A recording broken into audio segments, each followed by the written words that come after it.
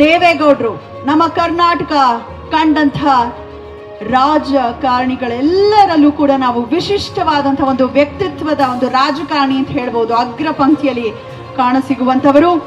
ಜೀವನದುದ್ದಕ್ಕೂ ನಡೆಸ್ಕೊಂಡು ಬರ್ತಾ ಇರೋದು ಕೂಡ ಹೋರಾಟದ ಬದುಕನ್ನೇ. ಹಳ್ಳಿಯ ಯುವಕನೊಬ್ಬ 29ನೇ ವಯಸ್ಸಿಗೆ ಶಾಸಕನಾಗಿ, 39ನೇ ವಯಸ್ಸಿಗೆ ವಿರೋಧ ಪಕ್ಷದ ನಾಯಕನಾಗಿ, 50ನೇ ವಯಸ್ಸಿಗೆ ಮಂತ್ರಿಯಾಗಿ, 58ನೇ ವಯಸ್ಸಿಗೆ ಸಂಸದನಾಗಿ, 61ನೇ ವಯಸ್ಸಿಗೆ ಮುಖ್ಯಮಂತ್ರಿಯಾಗಿ, 63ನೇ ವಯಸ್ಸಿಗೆ ರಾಷ್ಟ್ರದ ಪ್ರಧಾನಿಯಾಗಿ ಕೆಂಪು ಕೋಟೆಯ ಮೇಲೆ ರಾಷ್ಟ್ರ ಧ್ವಜ ಹಾರಿಸಿದ ಪ್ರಥಮ ಹಾಗೂ ಇಲ್ಲಿಯವರೆಗೂ ಏಕೈಕ ಕನ್ನಡಿಗ ನಮ್ಮ ಪ್ರೀತಿಯ ದೇವೇಗೌಡ ಅವರು. ಸಾಧನೆಯ ಪಟ್ಟಿ ಬಹಳ ದೊಡ್ಡದಿದೆ.